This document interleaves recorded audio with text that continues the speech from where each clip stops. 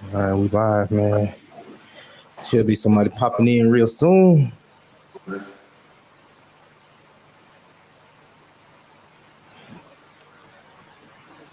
I'm gonna go ahead and get my intro out the way since it's gonna be a live video and they're gonna see it later.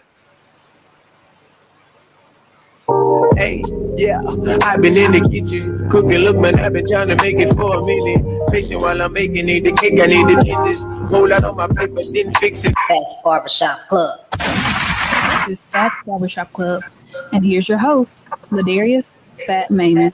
What's up, Ruston? What's up, everybody? I am Fat, and this is Fat's Barbershop Club. Real topics, real views from real people. Man, I got a guest in here today, man.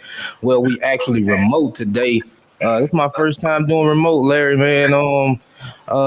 I thank you for coming on this episode, man. We got Larry Jones in here, man. Techlete, sportswear, or what do you call it? Sportswear, footwear, what you say?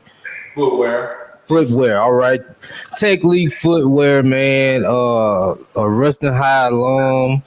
Man, this guy did some great things coming out of Ruston High and on the college level, man. So I had to get him in here, man. I had to really talk. I had to talk to you. I see you got some things going on, man. So first off, tell the people who you are. Okay, as he said, I'm Larry Jones, originally from Ruston, Louisiana. I do currently live in Dallas now. Graduated from Ruston High, graduated from Louisiana Tech as well. Okay, man. So you from Ruston, man? What part of Ruston you claiming that you was claiming these days? I grew up on West Side. Okay. A few blocks from I. Lewis. Yeah, man. Yeah. Look, man, I've been knowing you a long time, man. I know about you, man, but the people they need to know, man, because you got some great things going, man. What has been from Ruston taught you, man? Well, to be honest, being from home, with the coaching I had, my mom, background I grew up in, my older brother, I just learned a lot about discipline. Yeah. Planning of things, planning, and I'm a big researcher. So yeah. I say that's kind of what I've gotten, growing up being reared there, the discipline to see things through, getting a good plan in place, and just doing relentless amounts of research. Okay, man. Research is a major factor in everyday life, man, because you want to know what you got ahead of you and what you never knew, right? Absolutely. But man, what is it? You out in Dallas right now, man? What is it that you do on a day to day? So I'm working my company full time as right now. So we just finished with our first shoe, and we already going into production on our second shoe. Okay. So they consist of sending a lot of random emails, meetings, phone calls, text messages. Like I say, planning, coordinating, meeting with the right people, trying to pull deals together, making sales, answering emails, and shipping packages. Okay, man, that's cool, man. Look, man, since we talking about Techlete right now, man, and that's what you're doing, tell the people what Techlete is. Okay, so Techlete is an abbreviation for technology for athletes. Gotcha. So I kind of wanted to more focus on the technical aspects of athletics. So we kind of approach things from a scientific or a physics standpoint. As with our first shoe, we totally designed it pretty much opposite of what Nike, Adidas, Under Armour shoes provide. Uh-huh. We wanted to just revolutionize sportswear, footwear from more of the athlete standpoint, using modern physics. And if you look, a lot of technology today with shoes that are being worn currently by big name brands hasn't really changed much in the last 30 or 40 years, but the athletes have changed tremendously in the last 30 or 40 years. I mean, I think in the 1970s, you were lucky to have one 300-pound lineman on a college football team. Yeah. And you can have, 8 to 10 on a high school football team today, but the shoes haven't really kept pace with, how much bigger and more explosive the athletes have gotten. Especially with Zion Williamson busting out his shoe a couple years ago, having to changed technology for him on a different level. Absolutely. That's a really good example of that. And the shoes, a lot of them are overgeneralized. So we just really want to focus on creating a more sports specific shoe for the athlete. Okay, man. What when I first saw that you had a shoe going coming out, man, I was like, man, that's wild. That's unique. Never, around in this area heard anybody saying that they were going to design their own shoe, or much less designing their own shoe, man. You know what I'm saying? So, what were some of the bumps in the road that you had to overcome just putting the shoe together? Ooh, a ton of them. We can be here all night talking. We can be here all night talking about that. Okay, so the first challenge is where you gonna get a shoe made in the U.S. There's no shoe manufacturers in the U.S. There's nobody in the shoe that's making shoes. I even tried to go to a shoe cobbler to identify materials, and he was like, "Hey, this new stuff, they don't tell you the name of it, so we don't know exactly what it is." Yeah. So it's not like making clothes where I know I got polyester blends, cotton blends, tri blends. Literally don't even know the material in these things these days. So much less, being able to go to a factory and say, "Hey, make this for me." And also the other caveat was, if you find that one or two persons that's not with a big company that knows how to get a shoe done, they're not going to tell you because they don't want you to be their competition. But, I had a guy tell me that, "Hey, I work hard for my connections. I just can't give them up like that," which I understood. I understand that. So it just took a lot of years of research to figure out the questions I needed to be in, not making the shoe, but the questions I needed to be asking to even get to the point where I could make the shoe. Yeah. So, what was one of the questions that you realized you needed to ask that you had no idea that needed to be asked? Okay. So the lady that started Beehive, she was nice enough to sit down for me because I was cold calling people, I was emailing people, nobody was getting back with me, but she had success making products overseas. So she helped me out a whole lot. One of the things, it's just one of them. She told me that you got to beware of different manufacturers. She said they do things called a bait and switch, to where they'll send me a specs or send me a tech pack, and they'll create this beautiful prototype sample for you, and then you go to put in your order, and 3 months later, because the shoes have to come by boat. That was another thing I know. It's a 3-month process on a boat to get that many pairs of shoes here by cargo boat. So she told me, so what happened is they'll outline and do you a sample exactly the way you want, using the materials, using the length, using the fabric. This thing will be perfect. Then you advance them all this money, and 3 months later, you get something that looks totally different from the sample. So what they've done is they just got your money and put some very, very, very cheap material together and really squeeze you out of it. So, because they know the chances of you fighting them, you have to go take it to a Chinese court. So it was just things like that I just wasn't privy to, What skills and experiences that you had to succeed in this role of being a shoe designer, man? Honestly, my biggest skill is knowing my limitations. So I know it's not worth my time. I don't know how to draw, first off, but I think it's just kind of Me neither, man. I don't know how to draw, so like I barely know how to draw. Like my writing looks like a chicken scratch. So it wasn't important to sit down and learn how to draw. I know like a lot of people let that hold them back. I don't know how to draw, how I'm going to communicate these things. I learned early on that you have to pay for people. The key is paying other people for their time. So like for instance, you being a barber, like if I want this certain hairstyle, it doesn't make any sense for me to try to research this and run the risk of messing it up when I can pay you for your time and expertise to do it. I learned that early on. I say that's one of my biggest skills, being able to delegate what I need and communicate it. Okay, man. Look, I think you like you said, you can go on and on about the bumps and everything that's been going on with you getting this shoe out, man. What has been some of the best advice? Because I know it's been a long journey. What has it been, 10 years? Yeah. Okay, so what's been some of the best advice along this 10-year journey that you've gotten? I think some of the best advice,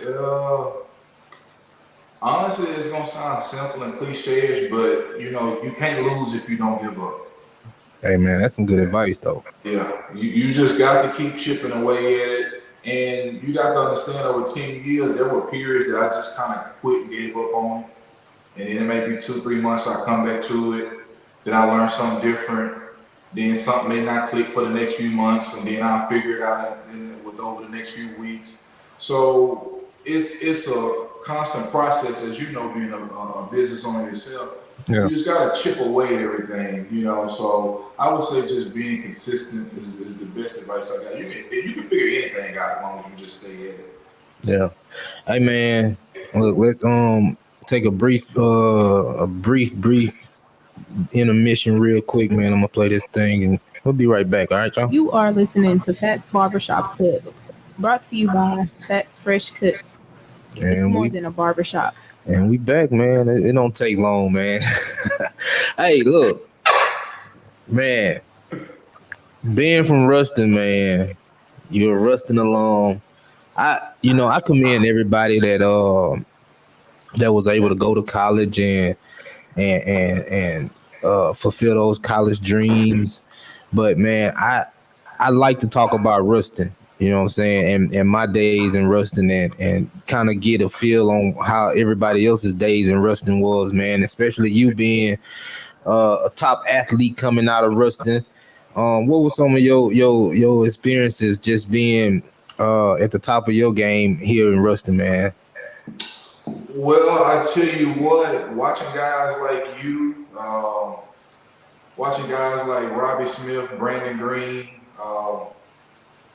seeing that example, because we hear these stories and we see you guys, and then you were 2 or 3 grades ahead of me, but then it's different when you get to train with somebody that's head and shoulders above you. It actually makes you elevate your game. So guys like Thad Waters, Mark Taylor, Thad Waters is the strongest individual I've ever been around for that age. Man.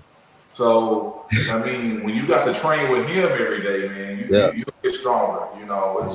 It's intimidating in a good way because it forces you to elevate your game. So, you want to be who you think you are in your head. And that was my thing. I never wanted to be a legend in my own mind. So I was always trying to think of ways how I can get better at something. How I can study the technique of this person, study that person, and kind of formulate and come up with what'll make, me successful as an athlete.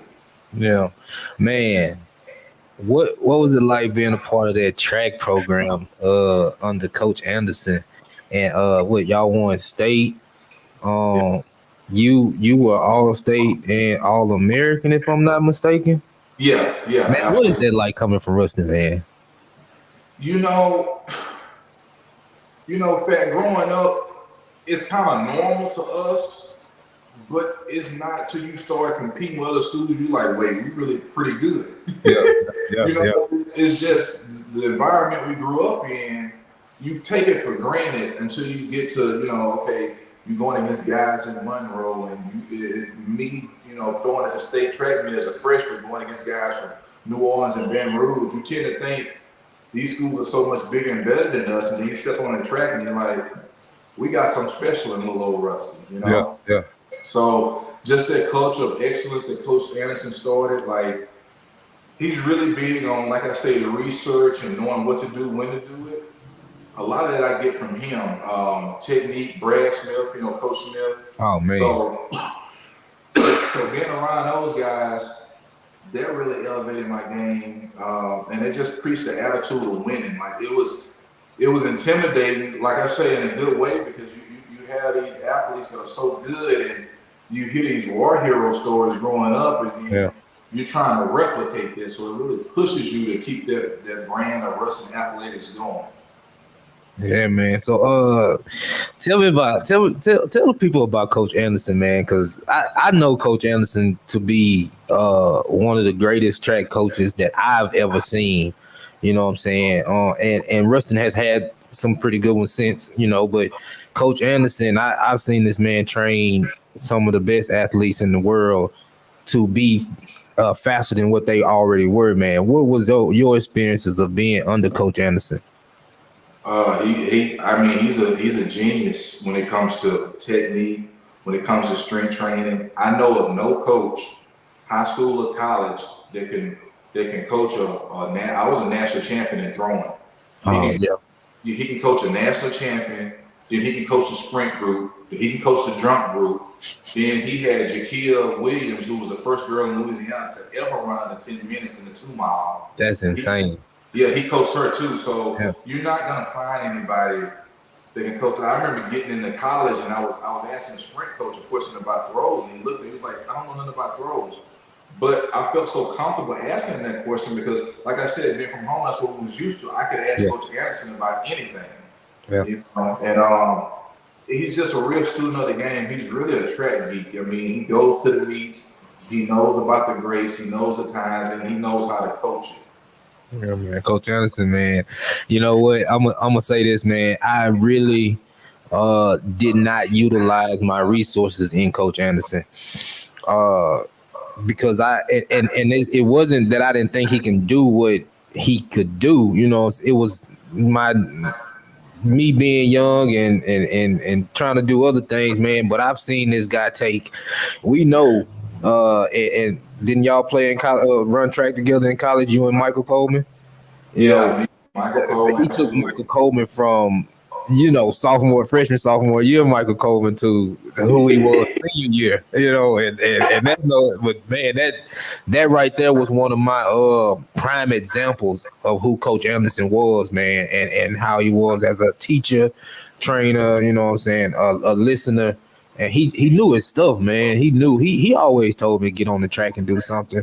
I just didn't, man. I was being hard. I know football probably would have kind of held you back from doing that too. So it was definitely that, but it was. I think I could have used that track to get my speed better, open up my hips a little more, man. He had the touch on that, man. But tell me about some of your teammates, man, the friends you had, and are those relationships still standing to this day? Absolutely. I talked to Rashard Johnson like 2 nights ago.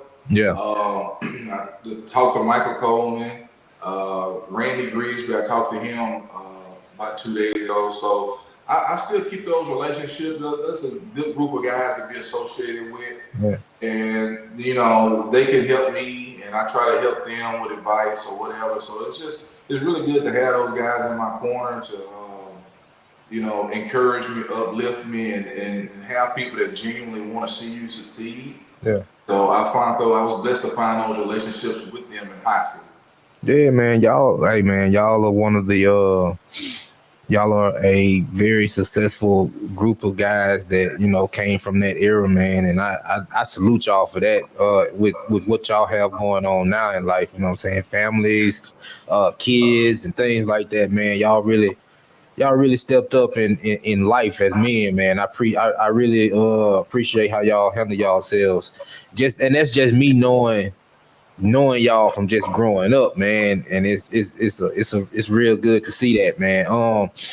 What are your thoughts on the track program today? And now last few years, winning state championships also.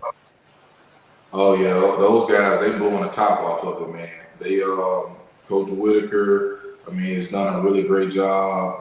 Coach Jackson, I think those guys have really restored that culture that, kind of Coach Anderson helped bring to Ruston High. And they did their own thing. Like, I honestly didn't see all the success we've had in track. I didn't think we would have this. So I think it starts with those coaches, putting in those hours, going to the hallways, talking to the kids. Because even Coach Anderson was telling about Donald Brooks. He He wasn't even running track. Was on the track team and had got off of it. And Coach Anderson went and found him in the hallway, talked to him about it, convinced him to come back out. Became a great jumper. Yeah, became a great high jumper. No, what was it? Long jump, I think. Oh no, this Donald Brooks. I think he was a sprinter, but he said no, I could do everything. He said, yeah, okay. Javelin, whatever. Yeah. I'm pretty sure, man. I'm pretty sure. Yeah. Man, it's going pretty good right now, man. Look, I got a question. What we're gonna go into this Fast Five real quick because we winding on down, man. It's been a good interview. I got some real informative things about Techlete. Talked about Ruston, man. That's one of the prize that of the interview is talking about what Ruston had to offer for you and the friendships that you had. But we're gonna do a little Fast Five, man, where I ask you 5 questions, or we do 5 random questions, and you just have a little fun with it. Good with that? Yes, sir. All right, man. Look, if you win the lottery, man, who's the first person you calling? Tiffany Hill. Okay. And who is that? That's my girlfriend / fiance. Okay. Oh no, it's just fiance / business partner. Yeah. So I run it by her and my older brother. Okay, man. Look, finish that line, man. You ready? These are some songs. With my mind on my money. With my money on my mind. Hey, all right. You used to call me on my cell phone. Late night when you need my love. Yeah, man. All right. Look, we got one more on that on the finish my line. Let's see. Look, okay, this was gonna be a good one. This probably your fiance probably answer this one. Look, I don't dance now. I make money moves. Yeah, there we go. Look, man, what's in, what's out, man? Varsity Blues or Friday Night Lights? I would say probably Friday Night Lights is in. Okay, man. Bowie Miles, man. Yeah. I get you on that one. Fill in the blanks, man. Good things come to those who wait. All right, don't put all your eggs in one basket. The grass is always greener on the other side. All right, man. This for those little kids that want something. His eyes are bigger than his stomach. There we go, man. All right, top 5. And I know you do crypto, right? Yeah. All right. What are your top 5 cryptocurrencies? Bitcoin, Shiba Inu, Dogecoin, Litecoin, and I don't know the 5th one. I'm only in like 4 myself. Okay. Ethereum. I would put Ethereum right up there with Bitcoin, actually. Okay. Yeah. We're gonna have to do some research on that one. Yeah. If you're putting it up there, I'm gonna have to do some research on it. Man, what's up with the world, man? What had you shaking your head? I think people's inability to think for themselves. It's a good one. That's a good one. Any like an example of how they should, or think for themselves? Yeah, you gotta do your own research. It's just like even with me with this shoe personally, you think because Nike makes $30-40 billion a year that if it's to be put in a shoe, they've already done it. Yeah. And I can tell you from dissecting so many shoes over the last 10 years that they haven't. So you tend to think on the surface, you got this big Goliath that, they got these research labs, they got billions of dollars to do, R&D, they got the top athletes in the world. Why even try to create this thing? But you got to ask questions, you got to do the research, and you actually got to see it for yourself. Yeah. Yeah, that's a good one, man. Quote of the day, man. What's some words you live by? Quote of the day? Yeah. I look at a lot of Osho quotes. It's just really like meditation stuff, learning to take things as they come. just simply being, and just I have to put things in check because I get overwhelmed because I have so much going on. So just learning to slow down, be patient. Okay, man. That's because what they say, patience is a virtue. Absolutely. It's very important, man. That we do the research, think it out, think it through, and make something happen. What's next for you? Next for me, I'm doing a shoe for Ronnie Coleman, 8-time Mr. Olympia. I'm really excited about this one because this is actually going to be a shoe that everybody can wear, unlike my first shoe. So this shoe is going to have the elements of a boot, ankle protection of a boot. It's gonna feel like a running shoe, but it's gonna have the traction under the bottom of a basketball shoe. So we've got it crossing over a lot of sports and putting it all into this one. Yeah, you really got some technology going into that. Absolutely. Man, where can the viewers find you, man, on social media? So it's Techlete.io on Instagram and on Snapchat.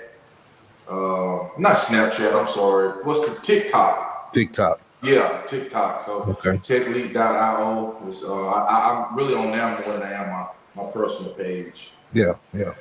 That's cool. Got any shout outs, man? Just I guess shout out to everybody that supported me. Shout out to all of Ruston. I actually put Inspired in Ruston on my shoebox right here. It's probably too small for you to see it, but it's actually down. Let me see. It's right there. Inspired in Ruston. You can't see it, but so I guess just you'll see it if you was in person. But yeah. I guess the city of Ruston, my family, my friends. Man, shout out to Ruston, man. Shout out to everybody. Oh, man, look, I want to shout out my wife, my kids, man. They always watching. I thank them for that. Shout out to all the viewers. Shout out to Young, Deshaun, man. I see y'all. Malcolm Braggs, Ralph Hill. I see y'all, man. Thank y'all for tuning in. We had some others come in. And, man, Larry, appreciate you for coming on the show, man. I was glad to have you come through, man, and grace the Facebook people with how to get a shoe started, man, and that it ain't easy. You could say it, but it ain't easy as saying it. You got to put some work in, man. I appreciate you for coming, man. Like, share, and subscribe to Fats Barbershop Club on Facebook, Instagram, and YouTube. Man, Larry, you got anything else before we get out of here, man? No, that's it. Just if you have something that's on your mind, tugging at your heart, pursue it. You can't have a full-time job and do entrepreneurship until it's evident that you're making so much money that you have to quit your job. I see all that, being a boss. But what I want people to understand about being a boss is becoming a boss. You actually, when you become your own boss, you actually decide to work for the hardest boss you'll ever have, and that's the customer. Yeah. A customer can fire you at any point.